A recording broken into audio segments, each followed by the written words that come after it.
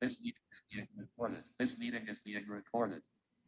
This is Karen with newclevelandradio.net, and it is time for How to Super Age with Elise Marie Collins. And Elise, I have to tell you, you bring on the most interesting guests. I find after each podcast, I have to go out and read more about them. I listen to the podcast over and over again because I don't want to miss out on anything. So tell us about your wonderful guest today.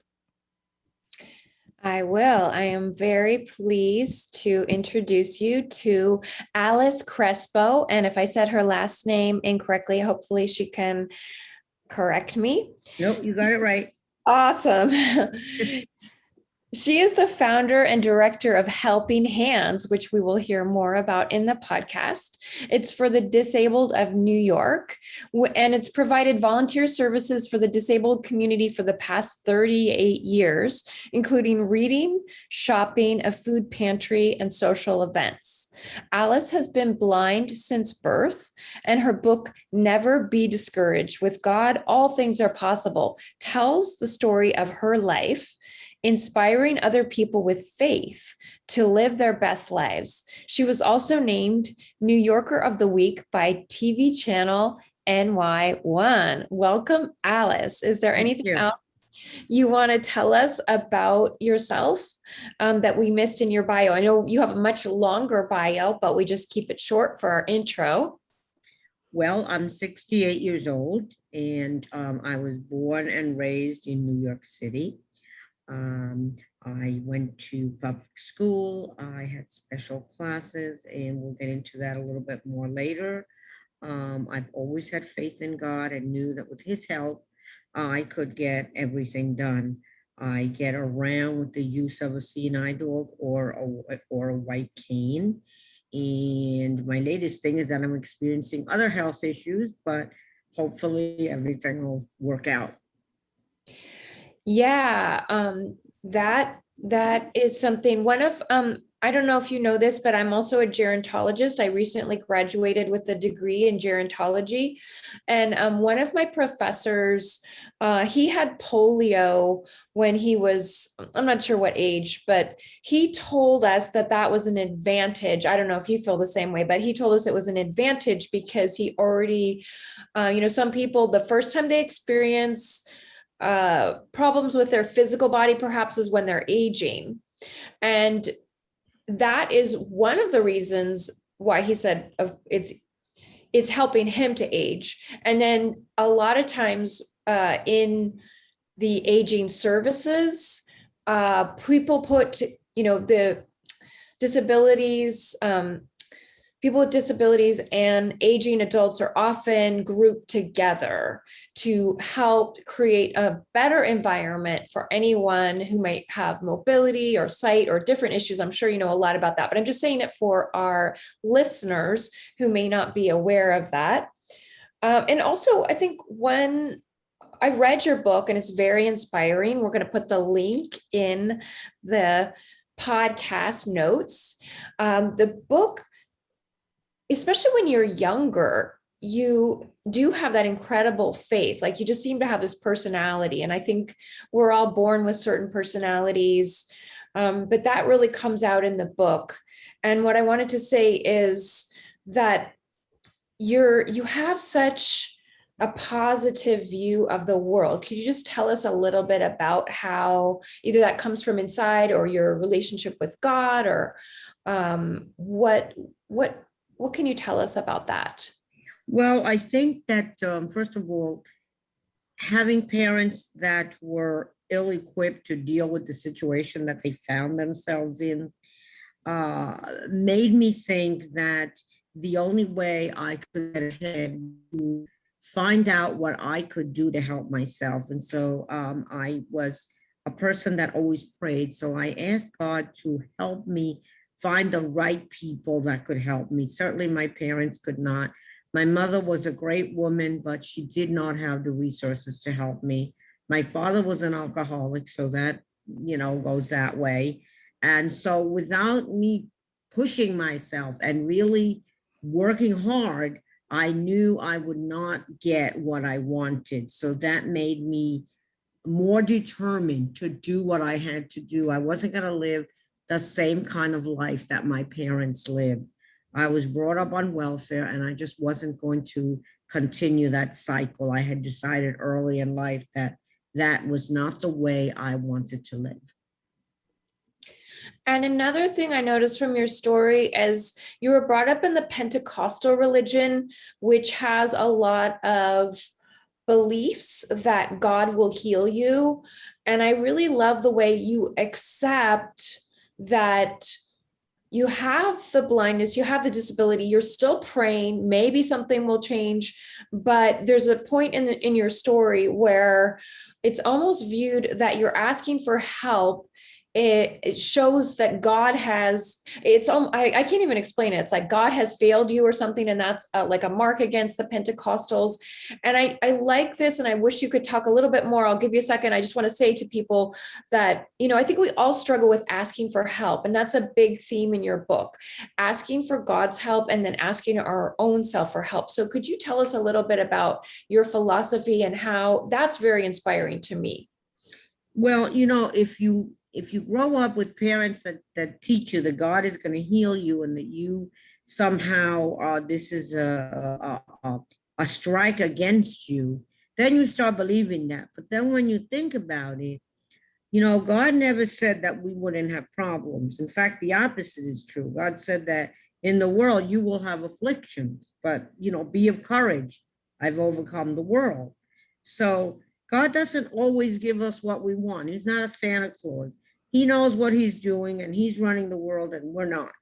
And sometimes God decides that maybe certain people, for whatever reasons, have certain problems, and we need to accept that. And we need to accept that reality and go on from there. We can't live in a fantasy world where we believe that this is going to change, because it may and it may not. And if it doesn't, you still have to continue living your life. You're only responsible for what God gives you. He gives you what you need. Now it's up to you to use it and use it properly.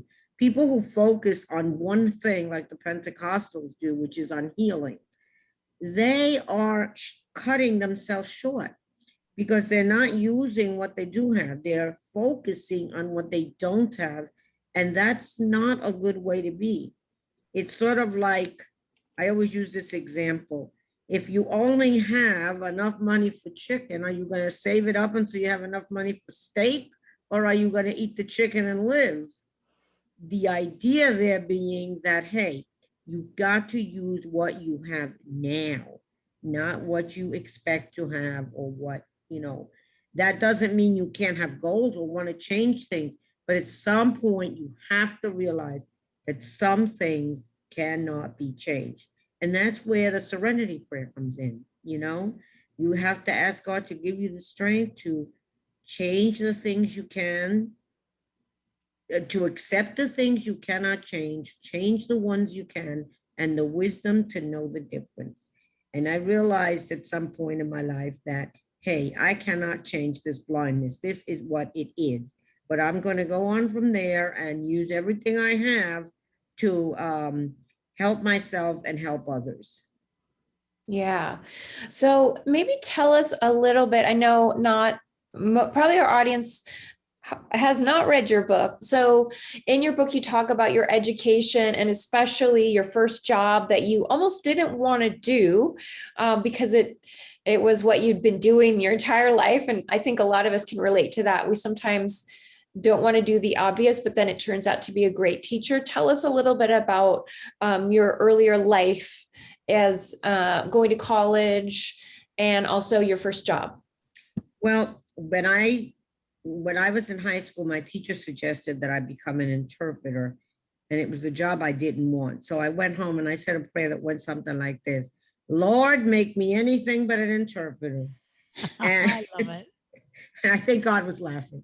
And so it wasn't the job I wanted to do, but after finishing college and the Center for the Disabled, International Center for the Disabled, told me to go down to the courts and take the test and become an interpreter, I thought, well, okay, I'll give it a shot. I'll try it. And it turned out to be my life job, and it turned out to be very well. I guess I want to do something else, but God had these plans for me and it worked out well. That's great. And then I know you started Helping Hands for the Disabled. Can you tell us a little bit about what that organization does and how you help, how you've been doing it for 38 years, I believe? Yeah.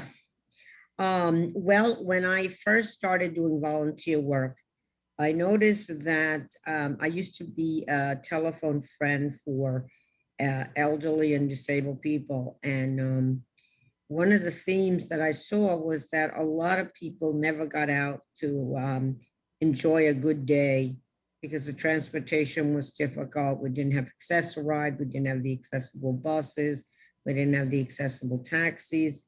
So a lot of people just stayed home and went out to medical appointments because that transportation was paid for by insurance. And so when I heard these stories, I thought to myself, what a way to live. These people can't really enjoy anything. So I thought, I'm going to start an organization that's going to change that a little bit. And so we started Helping Hands, first to do recreation, then we added a whole bunch of other things. And also with the coming of the Americans with Disabilities Act and Access-a-Ride and the accessible buses and some accessible subways, people then had more opportunities to be able to do things. And so we changed our focus a little bit from not just recreation, but also having volunteers come to people's homes and help them do shopping, running errands, reading mail to the blind, taking people to doctor's appointments, etc. But from 1982 to 1990, we focused mainly on recreation. We went on at least 2 trips a month, and we had special vans that picked up disabled people, and we had guides for the blind and interpreters for the deaf. And but after that, we kind of shifted our focus because of the fact that there was more available to people. Alice, I have a question for you. So you said that you grew up with 2 parents who didn't have the tools to really help you out with, and I'm going to call it an ability to some degree, because isn't it true that when you lose one sense, your other senses get a little bit stronger? And I think there is some truth to that. I think that, if you're missing one sense, the other 4 have to work a little bit harder to get the job done. So did you have somebody else in your life who sort of encouraged you or guided you to get the strength that you have? I had some good Sunday school teachers, in particular one. But for the most part, I just really had to, one of the things that really helped me was reading a lot of self-help books. And that was kind of encouraging me to, try different things. Sure. And especially to always ask the Lord to be my guide and show me which way I should go. Very nice. Very nice. And how many brothers and sisters do you have? Because I love your sense of humor. Alice has a great sense of humor, and it's very evident in the book. And with her interactions, your siblings seem to play a part. And maybe talk a little bit about your siblings. I have 2 sisters. And my younger sister in particular was always very helpful, trying to help me do homework and read things and, do things with me. And so that was very helpful. Yeah. And my son is an only child, but I had a sibling a little bit. So, sometimes we have different relationships with our siblings, but it just seems like having kids in the house. I know that you mentioned that sometimes your sisters couldn't always help you because they have their own things to do and there was a lot of responsibility, But and it was a different time too. Before, what year did the Americans with 1990. 1990s? That is not long ago, as I'm sure you know, and that changed your organization, but people don't remember. So maybe tell us a little bit about, especially when you had a guide dog and people wouldn't let you into restaurants and treated you poorly.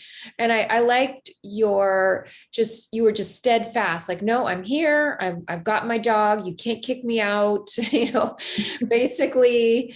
And that was very inspiring too, because maybe we don't have a seeing eye dog, but there's situations where each one of us might kind of like back off, or maybe even get angry. It wasn't like going ballistic, but just like, no, I'm allowed to be here, very grounded and certain. Tell us how you got that. Where does that come from? And how Well, first of all, when you get a guide dog, you're also given a book that tells you all the laws, what you can and can't do. And one of the things that that they stress is you've got to be firm. You can be, you don't have to be nasty, but you got to be firm. And they tell you, do not leave. If they want to call the police, fine. But you got your rule book, pull it out, mark the page, show it to them. If they don't want to read it, when the police comes, the police will explain it.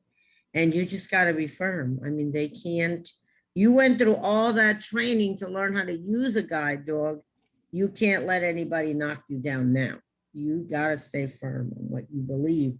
And it's going to take a little tenacity and sometimes an unpleasant situation, but you've got to educate people, because in those days, people either didn't know or didn't want to know, but now they want to know because they don't want lawsuits.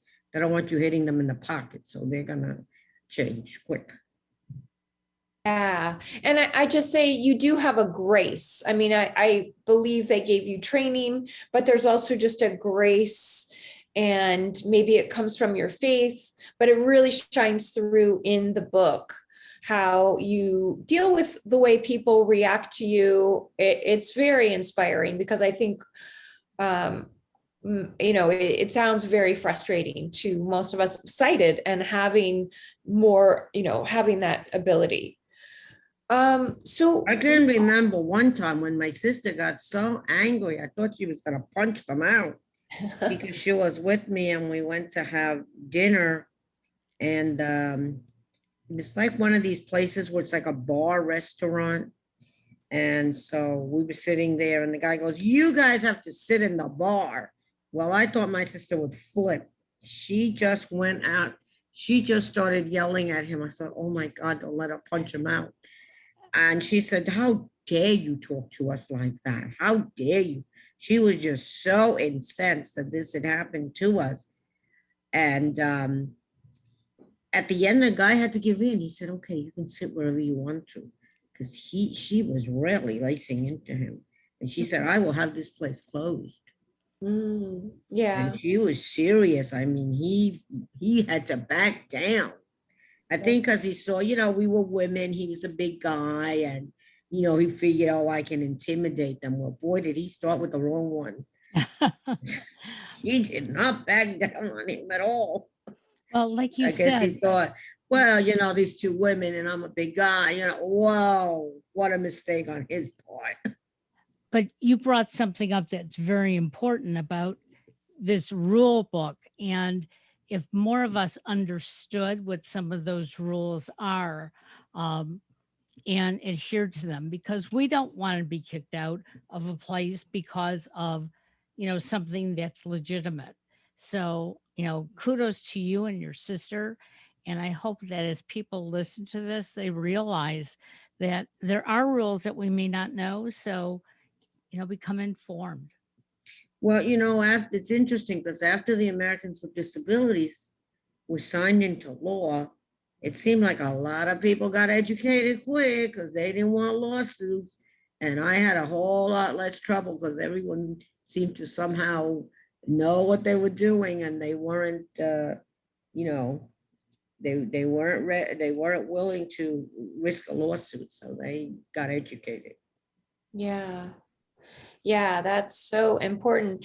But even sometimes now, I think because it's a federal law, I know in San Francisco, I've been on meetings for the aging and disability groups, and there are many small businesses that don't know because, yeah, I think bigger businesses do know, but yeah, we've got to all educate, and it shouldn't just be on the person with disabilities. I think everybody should know these laws, and unfortunately, they're not as well known. So Well, maybe I think some people know them, but they figure if you're by yourself and you're a blind person and they figure that, they can intimidate you, well, they will try. yeah. I had to sue Dunkin' Donuts to let them know that I wasn't kidding. Wow. Wow. I was with an elderly companion and we both we wanted some lunch, and this guy thought who he was. And I said, I will see you in court. And the police came and everything, and I wrote a report. And within a few days, papers were served on him about a lawsuit. And so my lawyer called him and he said, I'm ready to settle. The bad publicity will absolutely kill us. No. Well, I stand corrected about bigger businesses because it's Well, the manager may know, but if he doesn't educate the people below him, see, this is what often happens. right. The manager may know these things, but the workers may not. And so if you don't take the time to educate your workers, then it's on you later on, because the Right. one they're going to sue is you. Yeah. Because your workers should have known that. And that's your responsibility to let them know. Now, some places do it better than others. And if they don't do it, then they quickly well, depending, some people just walk out and don't do anything about it. But if they get a me, then they're in trouble. Then I stood my ground. I said, no, I'm not leaving. You can't sit here with a dog. I said, you want to bet? He said, I'm going to call the police on you. I said, okay, go ahead. Right on. I love it. And I said, and I'll see you in court. Enjoy. I followed through. Yes. My lawyer said, oh, he did not want to mess with you. Right away, he said, I'll settle. Wow. Wow. I mean, but I know that a number of my friends have said, oh, well, if they say no dogs allowed, I just leave. I don't want to be hassled. I just leave. Mm. I've never left a place no dogs allowed. I've had the police come a few times, but that's okay. Yeah, The that's police comes, I explain, I say, my name is Alice Crespo. I show them the law book. I show them my card that I'm totally blind. And I show them my dog's card that says that her and I have been trained together to perform this task. Wonderful. And they are like, sorry, but you gotta let her in. She has all the right paperwork. yeah. So I want to read a quote that says from your book, and then ask you a little bit about tips that you can give our listeners. Sorry, my parents were talking in the background. They forgot that I'm doing a podcast. That's okay. So many times people focus on what they don't have. And one of the things we need to do is focus on what we do have. I can't sit here and say, well, I'm blind, I don't have sight. We already know that. Now let's figure out a way to get things done another way, which you've been talking about throughout the podcast. Is there any way of tips that you would give our listeners who may be aging or may have things that I don't know, we may have some blind listeners, but just tips for anyone who is dealing with obstacles and difficulties, which I think if we're human, we are all dealing with those things. Well, we all do this, but we just don't realize we're doing it. And I'll tell you why I say that. If you're a short person, for example, you don't take the things you need and put them on the top shelf. You take the top shelf and put them on the things that you'll use the least, and take the bottom shelf and put the things that you use every day. Now, what you're doing is structuring your home so that it works for you. If you're short, you don't want to have to climb a ladder every time you want something. So you structure. If you have children, you structure your home so you don't have a lot of obstacles where especially babies might trip. If you're an elderly person, you don't try to move to the 5th floor walk up when there's no elevator. So we all take what we have in our lives and use it.